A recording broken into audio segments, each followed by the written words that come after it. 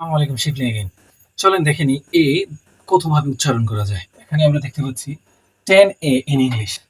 10 in English. ইংরেজিতে আমরা এ কে 10 ভাবে উচ্চারণ করতে পারি। কিভাবে দেখেন? এ অ্যাজ এন এ, যেমন খ্যাট। আমরা যখন খ্যাট বলি, এ কে আমরা এর মতো না বলে এ এ এই টাইপের বলে। A as in A, cat. A as in A, খ্যা। A as in ah, father. A as in aw, call। এটা লং হবে। A as in a, day. A as in a, private, at.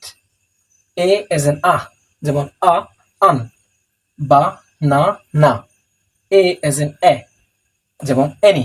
A as in o, যেমন what.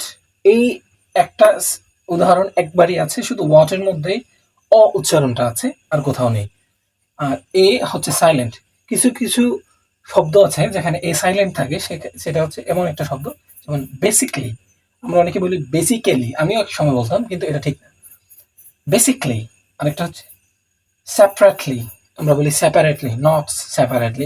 It's called separately, basically. Thank you so much for watching. May Allah bless you and protect you always.